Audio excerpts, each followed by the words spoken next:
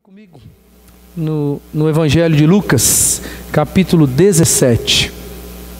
Lucas 17, vamos ver o texto de 11 a 19. Lucas 17, de 11 a 19.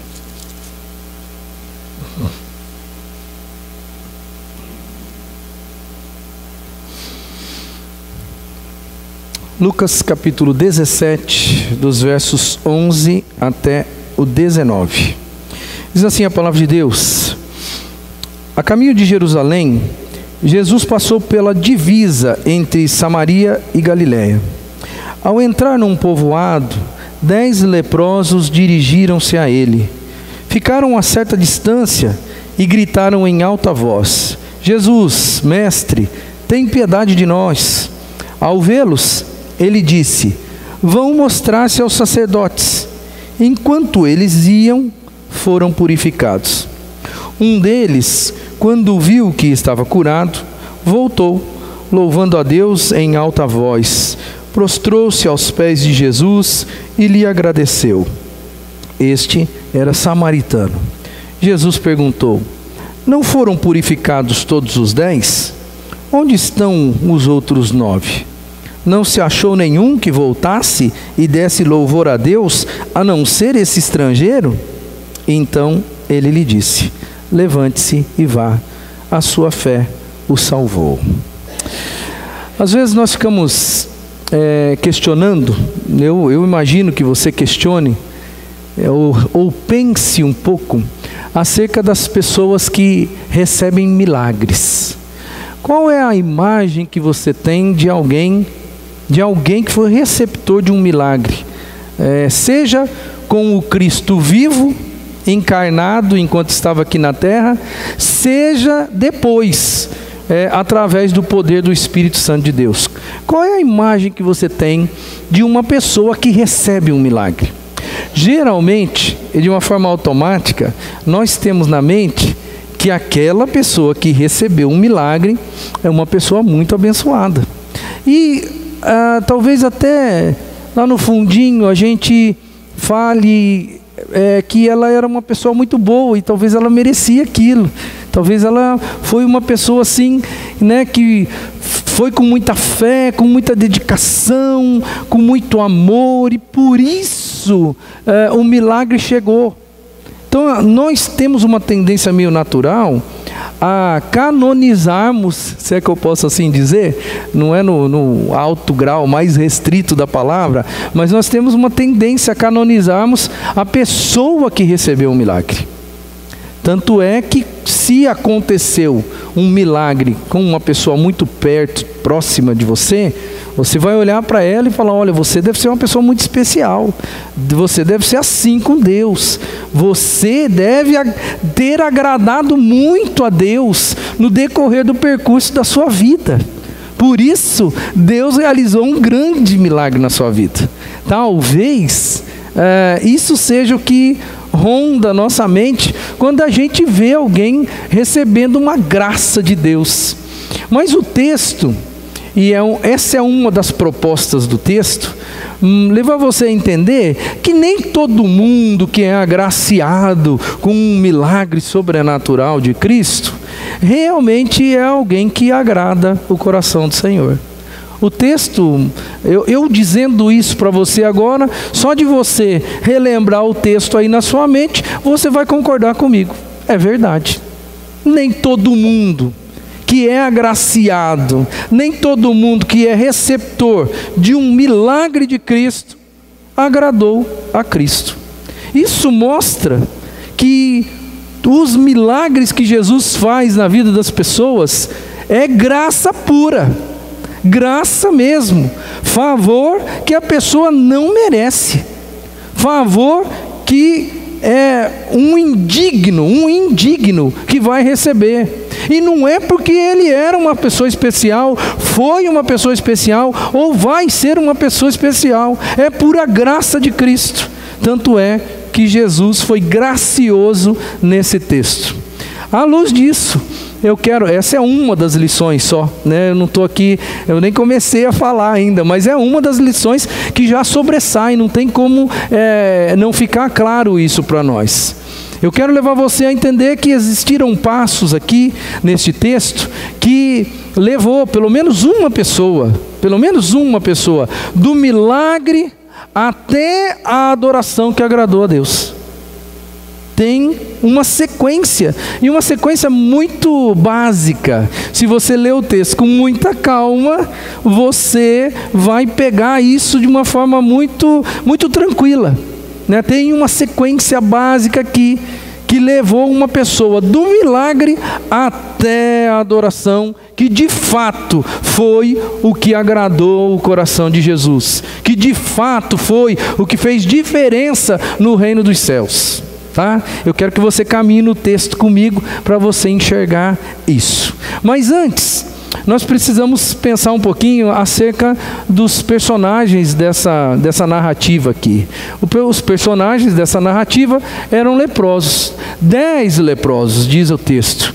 A gente precisa entender um pouquinho como era a vida dos leprosos, para você entender algumas minúcias do texto. Tá? A Bíblia diz o seguinte em Levítico capítulo 13, os versos 45 e 46, fala dos leprosos, fala das leis sobre como tratar os leprosos. É bom que você lembre que a hanseníase, ou seja, a lepra, naquela época era uma doença contagiante e era uma doença que matava aos poucos, literalmente, porque o indivíduo ele ia se decompondo aos poucos, perdendo membros, perdendo dedos, perdendo mão, perdendo braço, perdendo perna, apodrecendo o corpo de uma forma lenta. Era uma doença terrível na época. Hoje é algo totalmente tratável, curável, hoje não nos causa pavor. Mas na época do Antigo Testamento, a lepra era algo assombroso. Talvez muito pior do que o medo que nós temos hoje, modernamente falando, do câncer. Porque o câncer você não vê. Você pode estar sendo comido por dentro por um câncer, mas você não vê. Agora a lepra não, você enxerga, e nada pior do que você ver você morrendo, porque não tinha o que fazer. Então, no Antigo Testamento, Deus, cuidando do seu povo, diga-se de passagem, Ele promulga algumas leis acerca da lepra, e elas estão descritas em Levítico capítulo 13 e Levítico 14. Diz assim a palavra de Deus em Levítico 13, 45 e 46, quem ficar leproso, apresentando quaisquer desses sintomas, usará roupas rasgadas, andará descabelado, cobrirá a parte inferior do rosto e gritará: impuro, impuro. Enquanto tiver a doença, estará impuro. Viverá separado fora do acampamento. Então, nós já estamos começando a enxergar como vivia uma pessoa leprosa naquela época. Irmãos, então vamos pensar à luz do que você já viu aqui. O habitat dessa pessoa. Essa pessoa era separada da família. Obrigatoriamente separada da família. Então pensa bem, você está lá trabalhando numa boa, sossegado, um dia você tira sua camisa, né? Tira lá o traje que eles usavam, e você vê lá uma manchinha de sangue em algum lugar. Você olha para aquilo e fala: nossa, o que é isso e tal. Daqui a pouco a gente vai ver que é o sacerdote que vai declarar a pessoa se ela está com lepra ou não, né? Daqui a pouco a gente vai ler no texto. Daqui a pouco então o indivíduo sai de casa, vai até o sacerdote, chega no sacerdote e fala: olha, tem um negócio aqui e tal. O sacerdote olha para ele, dá um passinho para trás e fala assim: você está impuro. E de repente o que acontece? Você é obrigado a sair de dentro da sua casa. Talvez vai ser a última vez que você vai olhar o seu filho, vai poder dar um abraço no seu filho, porque depois daquele dia você não vai poder mais.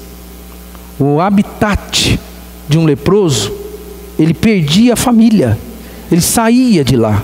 Isso era lei entre os judeus. Tirava o indivíduo, num primeiro momento ia para um isolamento, e confirmada a doença, ele ia de fato para um lugar afastado da cidade, aonde viviam colônias de leprosos. Não é à toa que o texto diz que eram 10 leprosos, eles viviam juntos. Por que eles viviam juntos? Porque eles não podiam conviver com outra pessoa sã, uma pessoa que não tinha nenhuma dificuldade na questão da doença. Pensa na questão financeira. Essa pessoa estava impedida de trabalhar, ela não podia mais viver socialmente. Automaticamente a família dela iria sofrer porque ela está com a doença. Não é só um indivíduo sofrendo agora. Se eu pegasse lepra, eu estaria fora, economicamente falando, do cenário, e a minha família ia passar por uma privação muito grande por causa da minha doença. No contexto social, eu ia ser enxergado ou visto agora como persona não grata, porque aonde aparecia um leproso, não é à toa que o texto diz com muita clareza, usará roupas rasgadas, andará descabelado, cobrirá a parte inferior do rosto e gritará: impuro, impuro. Ele era obrigado a avisar as pessoas que por acaso estariam andando por perto dele e não sabiam que ele era leproso. Ele tinha que avisar as pessoas, porque a lepra era contagiante.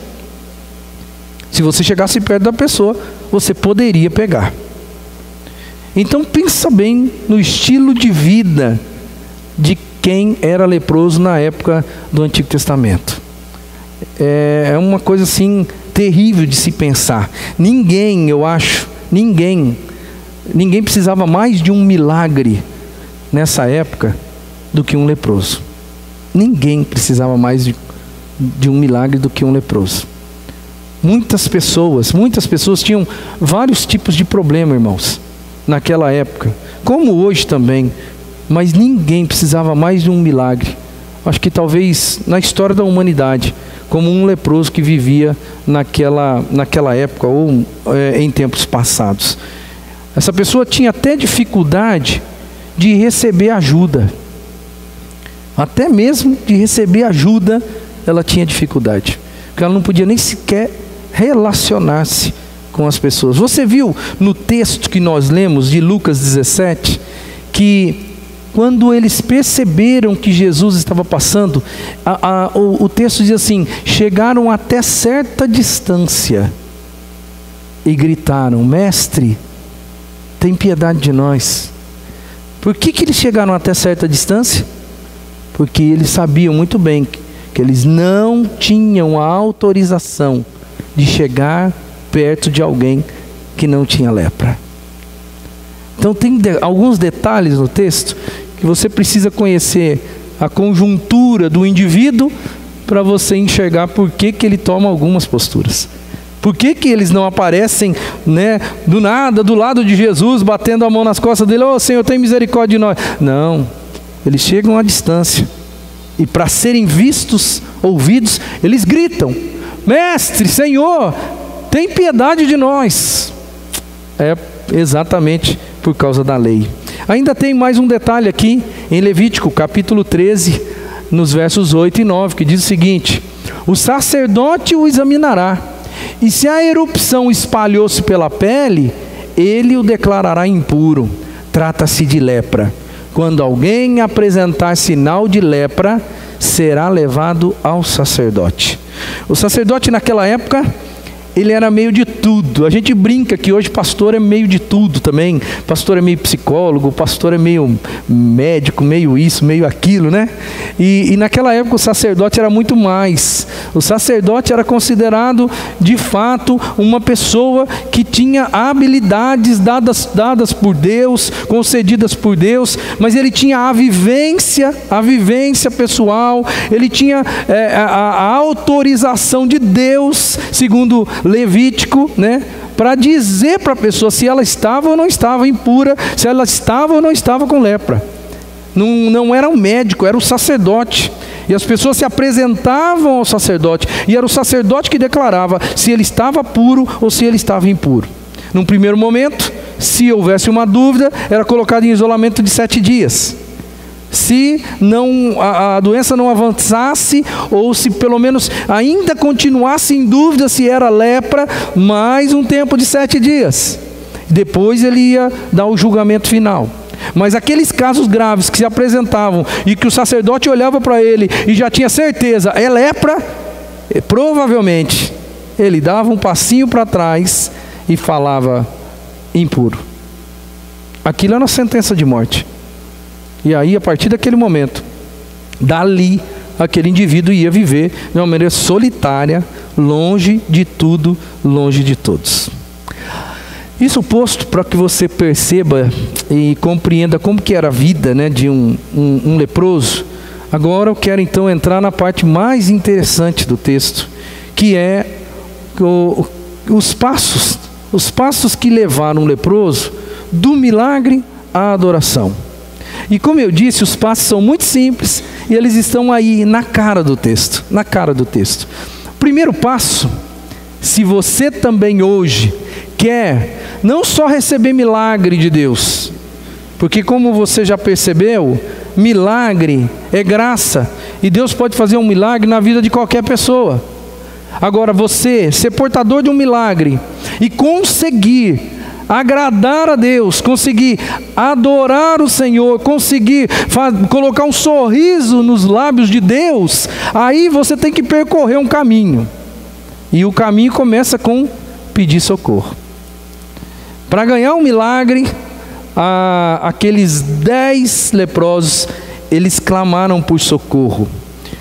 Eles aproveitaram uma oportunidade, irmãos. Na verdade, se você for olhar para o texto, você vai ver que Jesus está em viagem. Em viagem. Jesus está descendo da Galileia, está indo para Jerusalém. Quando eu digo descendo, entenda-se que eu estou olhando no mapa, né? Num mapa assim, em 2D. Mas se nós fôssemos pensar em um mapa 3D, ele estaria subindo para a Galileia, tá? Porque subindo para Jerusalém, porque ele estaria na Galileia e depois ia subir os montes tal, até chegar em Jerusalém, no Monte Sião, tá? Mas Jesus está de passagem, é isso que eu quero trazer aqui à tona. E eles, irmãos, eles aproveitaram a oportunidade, porque Jesus estava passando ali. Jesus não era dali, Jesus não ia ficar ali. Jesus passou por ali, vindo da Galileia, entrando na Samaria, rumo a Jerusalém. E para que o milagre acontecesse, eles não poderiam ter perdido a oportunidade. E eles gritaram por socorro, pediram socorro. Eles fizeram tudo certinho. A lei dizia, não se aproxime. E eles foram até onde eles poderiam ir. E dali eles gritaram por socorro. Mestre, tem misericórdia de nós. Eu fico pensando, será que eles pensaram em um milagre de cura? Ou será que eles apenas olhavam para Jesus como alguém que poderia ajudar eles, talvez até financeiramente falando? Todo mundo sabia da condição de um leproso. Talvez nem os 10 leprosos imaginassem que Jesus iria curá-los. Talvez, eu não sei, isso aqui é uma conjectura minha. Isso é uma possibilidade. Pode ser que não, pode ser que os 10 já houveram falar acerca de Jesus, e quando ficaram sabendo, é aquele lá, é aquele, gritaram por socorro, já tendo lá no coração a ideia, ele vai curar a gente, mas pode ser que não. A grande lição aqui é que eles pediram socorro e aproveitaram um momento que eles não podiam perder. Tem muito milagre na vida da gente, irmãos, que ele não chega. Sabe por quê? Porque a gente perde o time. A gente perde o time. Porque tudo na vida tem um tempo. A Bíblia não fala? Há tempo para todas as coisas. E às vezes a gente perde o milagre, sabe por quê? Porque a gente não pede socorro. Às vezes você perde o milagre do consolo, porque na hora que você está precisando de consolo, você não levanta a mão e não grita pedindo socorro. E você pensa que de uma forma natural as pessoas vão consolar você. Mas como você não gritou, você perdeu a bênção. Porque a oportunidade passou. e de repente agora você está aí, sem saber o que fazer, porque a oportunidade passou. Então o primeiro conselho aqui, o primeiro passo para nos levar do milagre até a adoração, é você saber a hora de pedir o socorro. Porque apesar de nós não sabermos se eles queriam uma cura, ou se eles queriam apenas uma esmola, fato é, irmãos, que eles não perderam o time. Jesus estava passando, eles foram atrás, porque sabiam que aquele Cristo poderia fazer alguma coisa por eles. Segunda coisa, esse é o texto, né, que fala, mestre, né, Jesus, mestre, tem piedade de nós. Outra coisa, é fazer o que está ao nosso alcance. Os leprosos, nos versos 12 e no verso 13, como eu já disse, eles dizem assim o texto, 10 leprosos dirigiram-se a ele, ficaram a certa distância e gritaram em alta voz. O que fica bem claro aqui para a gente? Além deles pedirem socorro, eles fizeram o que eles podiam fazer para que um milagre acontecesse. Tem muita gente que quer milagre de Deus, tem muita gente que precisa de um milagre de Deus, mas eu vou perguntar uma coisa para você. O texto diz que os 10 leprosos dirigiram-se a ele. Eles fizeram aquilo que eles podiam, eles caminharam até onde eles podiam, e quando eles chegaram a um ponto em que a lei determinava não ultrapasse daqui, eles gritaram. Ou seja, era tudo o que eles podiam fazer para que o milagre acontecesse. Não era possível mais nada para eles. Então eles fizeram tudo o que podia ser feito, irmãos. Muitos de nós, às vezes, queremos milagres na nossa vida, mas nós sentamos em berço esplêndido e nós apenas oramos, e nós pensamos assim, a hora que Jesus quiser, a hora que Deus quiser, Ele vai fazer o negócio. E a Bíblia mostra que a maioria das pessoas que foram agraciadas por Cristo foram até Jesus. A mulher do fluxo de sangue foi até Jesus, Jairo foi até Jesus. Se você pegar, né, o Jairo que tinha filha que acabou morrendo, foi até Jesus. A maioria, a grande maioria das pessoas que ganharam e receberam uma graça miraculosa de Cristo, elas foram até Jesus, elas fizeram a sua parte. Talvez você não ganhou alguns milagres na sua vida, porque você sempre está aí na inércia, pensando que alguma coisa vai acontecer, só porque você está orando, e você não está fazendo a sua parte. É uma dica para você aqui, faça a sua parte. Eles podiam ir até um certo momento, foram e gritaram por ajuda. Terceira coisa, passos que impulsionam, o que levam a gente do milagre até a adoração. Nós temos que ter uma fé que nos impulsiona a irmos além. O texto vai dizer, no verso 14, o seguinte: ao vê-los, ele, ou seja, Jesus, disse: vão mostrar-se aos sacerdotes. Enquanto eles iam, foram purificados. Olha que coisa interessante. Primeiro, agora você entendeu por que Jesus mandou os leprosos irem se apresentar para quem? Para os sacerdotes. Eles estavam leprosos.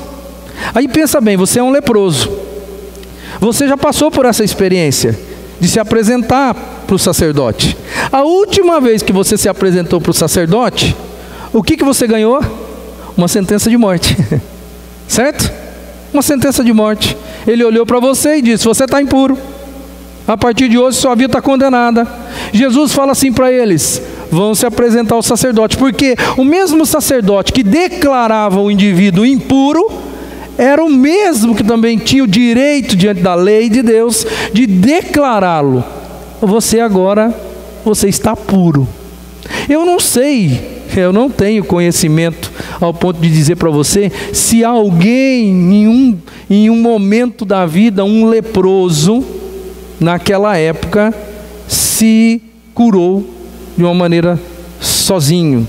Não sei dizer se alguém um dia foi para o sacerdote, voltou, né, e disse: olha, eu estou melhorando, eu estou ficando bom, dá uma olhadinha aí. De repente o sacerdote olhou: olha, não é que você está ficando bom mesmo?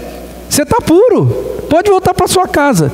Eu não sei se isso aconteceu, eu não tenho cabedal para dizer isso, mas eu vou te falar uma coisa: eu acredito que na história isso nunca tivesse acontecido. Aí Jesus olha para eles, ao vê-los, eles estão de longe. Olha a cena, monta a cena na sua cabeça. Eles estão gritando de longe: Senhor, mestre, tem misericórdia de nós. Jesus fala para eles: vão se mostrar para o sacerdote. Pode ser que a cena tenha acontecido dessa forma, certo?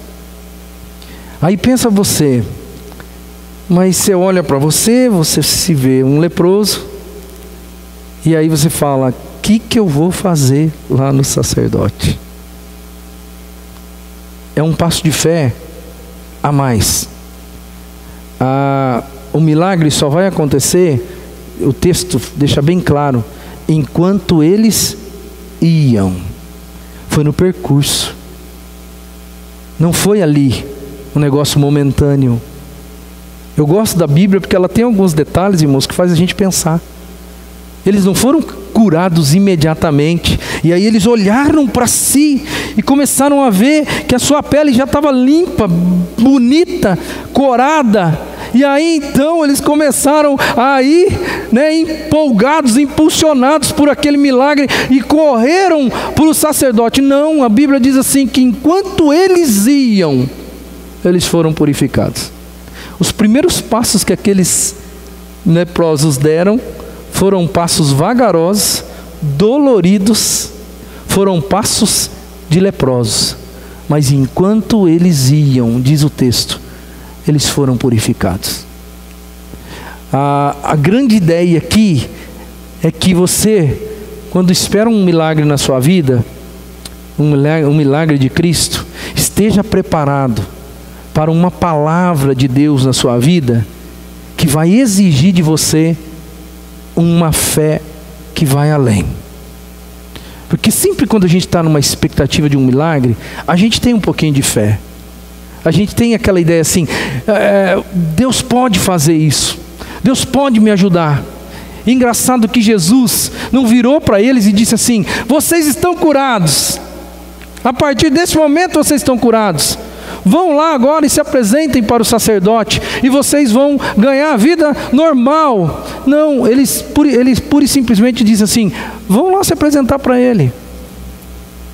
Se eles ficassem parados ali, irmãos, eu tenho certeza absoluta que nada ia acontecer. No entanto, graças a Deus, todos os 10 foram aprovados aqui.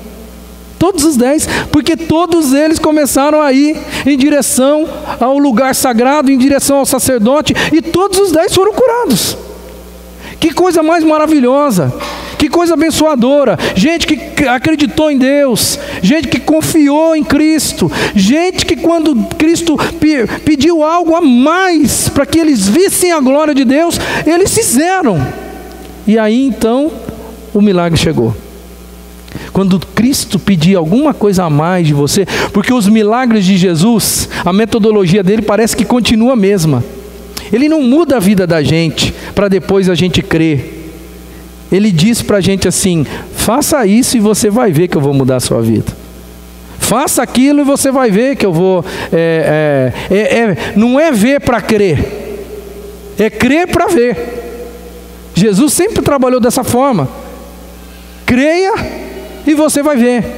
Você quer ser fiel em determinada área da sua vida? Comece a agir de uma forma fiel, e você vai ver que Deus vai ser fiel com você, e que o milagre vai acontecer. A Bíblia, ela mostra isso de capa a capa. E eles tiveram essa graça, porque todos eles foram aprovados, e todos eles tiveram uma fé que foi além, e eles foram curados por Cristo. Agora aqui entra um divisor de águas.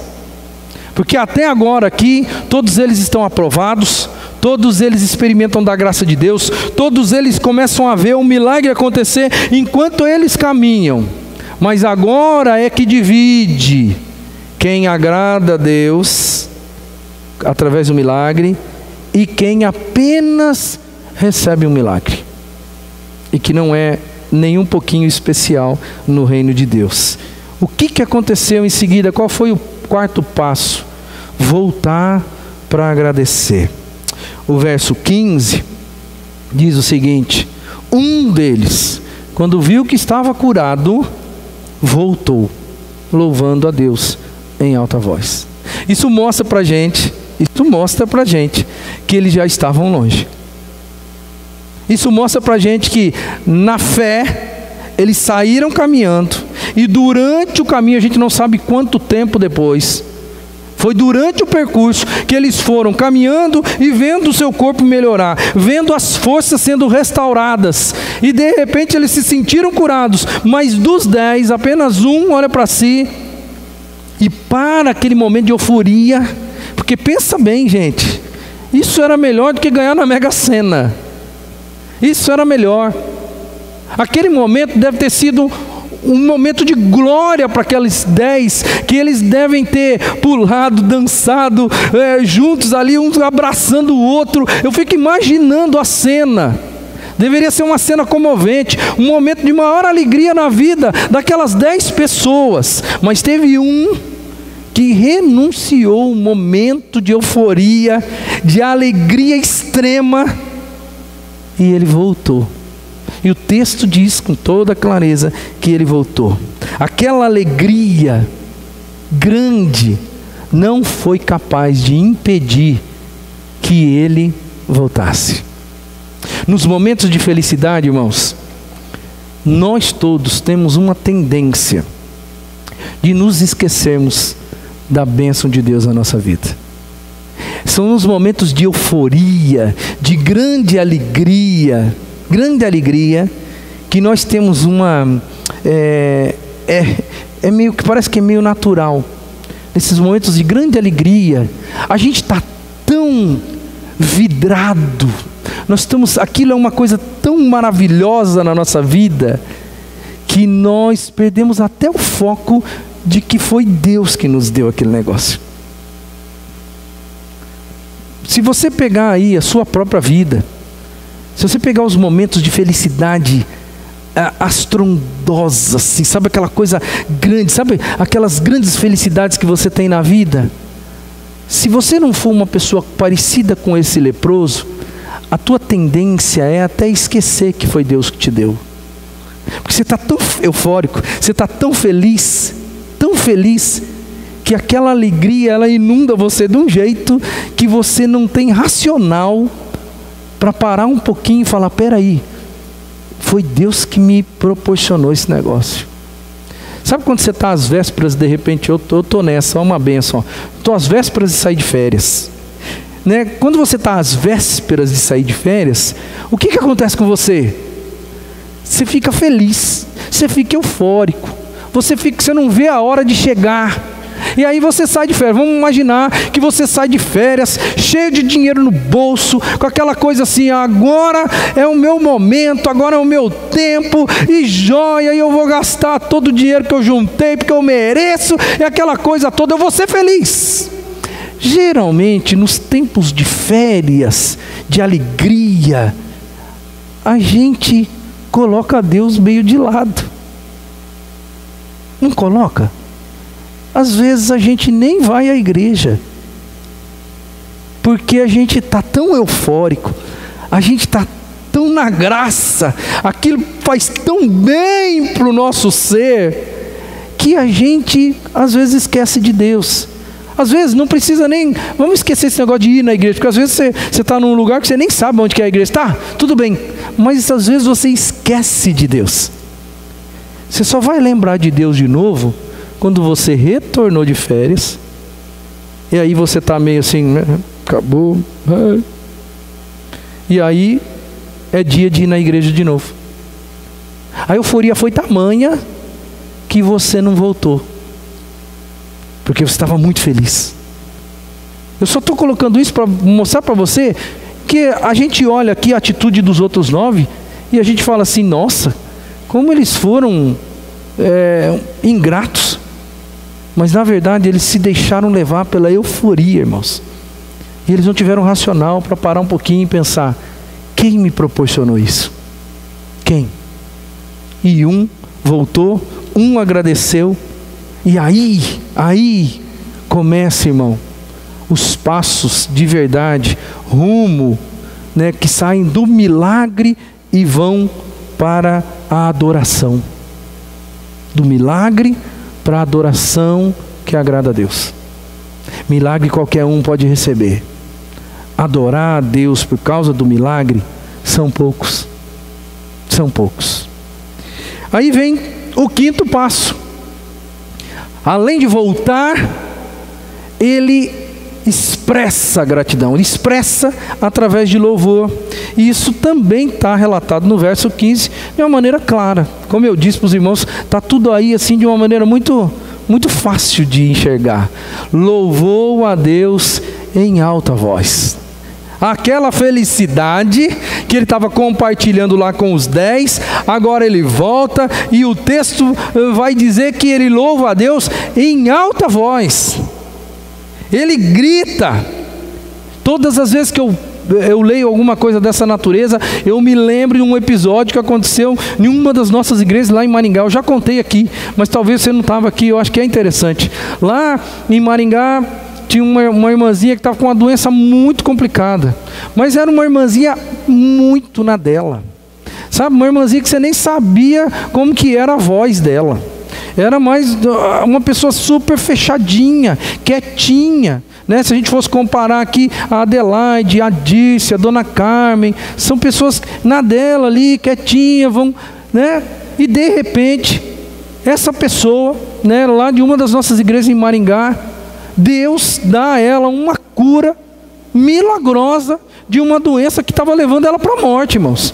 Que estava assim, fadado já, com exames e todas aquelas coisas, dizendo, olha, a coisa é complicada e não tem o que fazer. E de repente, do nada, aquela mulher recebe a notícia de que, olha, o que você tinha, você não tem mais.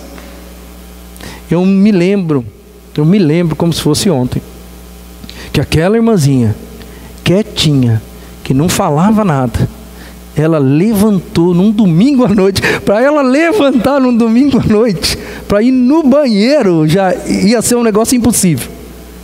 Ela levantou e ela veio pelo corredor. Naquele momento de intercessão, ela veio de lá aqui, louvando a Deus em voz alta, para todo mundo ouvir. Aquela pessoa que não tinha boca para falar boa tarde para ninguém. Sabe por quê?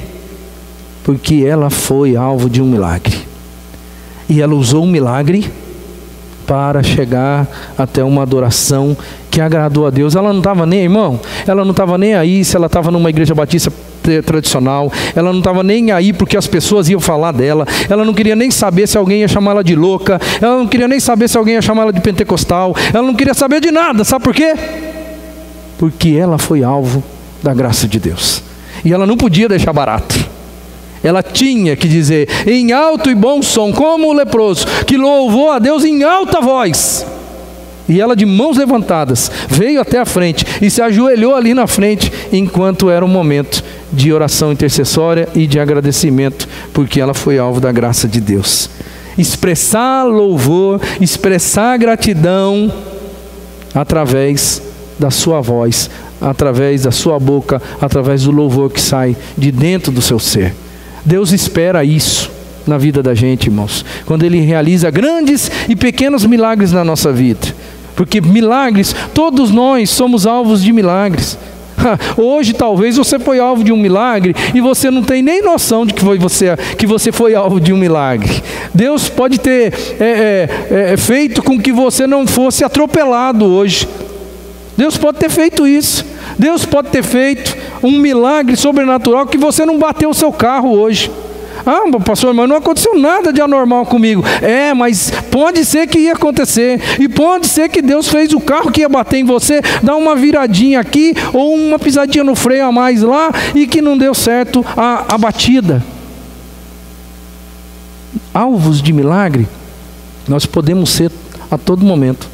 O que a gente precisa entender é que Deus está esperando da gente, está esperando que nós o louvemos em alta voz, por grandes e pequenos milagres que acontecem na nossa vida. E a última coisa, irmãos, é adorar a Deus. Uma coisa é voltar, outra coisa é expressar gratidão através do louvor, e a outra coisa ainda é adorar a Deus. Olha que coisa interessante, o verso 16 diz o seguinte: ele vem louvando a Deus, falando em alta voz, louvando o nome do Senhor. Ele chega junto de Jesus e a Bíblia diz: prostrou-se aos pés de Jesus e lhe agradeceu. E ele era samaritano. Samaritano não era alguém que tinha uma visão teológica de que isso era necessário. O judeu talvez sim, mas ele não. No entanto, o que eu quero deixar claro aqui é a postura dele. Para nós, foge um pouquinho a compreensão bíblica. O termo grego para adorar é proskinel. Proskinete é adorador. Da raiz da palavra proskinete e da raiz da palavra proskinel é a palavra que traduz-se prostrar-se ou ajoelhar e beijar ou a mão ou o pé da pessoa. Isso é aquilo que nós chamamos de adoração no português. Para o judeu, falar adorar significa prostrar-se, beijar a mão ou beijar os pés da pessoa. É por isso que o texto vai dizer: ele adorou, porque ele se prostra diante de Jesus. Traduzindo ao pé da letra, ele cai com o rosto em terra aos pés de Jesus, ou cai sobre o próprio rosto aos pés de Jesus. Isso é proskinel, isso é adorar. Ele louva o Senhor, mas ele adora Jesus. E Jesus fica estupefato, porque ele fala: ele era samaritano. Não é à toa que o texto também não esconde isso. Então, se você quer passar do milagre à adoração perfeita que agrada a Deus, você tem que, além de receber o milagre, você tem que voltar para agradecer, você tem que agradecer de verdade, e você tem que adorar, você tem que se prostrar diante de Cristo, você tem que compreender que, olha, foi Ele que fez isso na minha vida. É por isso que esse homem, hoje para nós, ele é exemplo de vida. Ele consegue, só um consegue dentre 10, consegue romper a barreira de ganhar um milagre e chegar até a adoração perfeita que agradou a Deus e ao seu Filho Jesus. Só um conseguiu fazer isso. Quantos de nós não somos alvos dos milagres de Deus e às vezes paramos na metade, irmãos? Igualzinho aos outros 9, empolgados, eufóricos com as coisas boas que aconteceram, e nos esquecemos daquilo que foi feito e quem fez, e aquilo que quem fez merece de nós, que é a adoração perfeita. Quero concluir a palavra de Deus no nosso coração hoje. A expectativa de Cristo está no verso 17, e o verso 17 diz o seguinte, 17 e 18, Jesus perguntou: não foram purificados todos os 10? Onde estão os outros 9? Não se achou nenhum que voltasse e desse louvor a Deus, a não ser esse estrangeiro? Você consegue enxergar o jeito, talvez, que Jesus disse isso? Onde estão os outros 9? Cadê o restante que deveria estar aqui também? Não sobrou nenhum, a não ser esse estrangeiro. Quer dizer, o cara que não tinha noção de que isso deveria acontecer, o cara que não tem a ideia de um Deus, o cara que não tem, nem sabe desse negócio de Messias, porque samaritano não tinha nada a ver com judeu, samaritano não estava esperando o Messias judaico, só esse samaritano. Mas a frase que impacta aqui é: cadê os outros 9? A expectativa de Cristo lá naquele dia continua sendo a expectativa hoje. Ele espera que cada um de nós também tenhamos a mesma postura daquele um. É como se ele dissesse assim, ó, parece que não valeu para os outros 9 o que aconteceu. Só esse que conseguiu chegar aonde tinha que chegar. Os outros 9 não conseguiram. Foram apenas detentores da bênção, detentores do milagre. Fecho a palavra de Deus para o nosso coração hoje com essa frase: muitos recebem milagres, poucos, porém, adoram e agradam a Deus. Então, receber milagre, irmão, é algo que o ser humano, ele está em busca. Talvez você está pedindo milagres para o Senhor, talvez você já saiba de pessoas que foram agraciadas por um milagre de Deus, mas isso não torna ninguém especial. Diante do reino, não. O que torna alguém especial diante do reino é receber um milagre, voltar a Jesus, louvar a Deus e o adorar. Aí sim a coisa está completa. Muitos não conseguem chegar nesse estágio. E eu vou dizer, o verso 17 deixa muito claro: a expectativa de Cristo era que os 10 voltassem, mas apenas um voltou.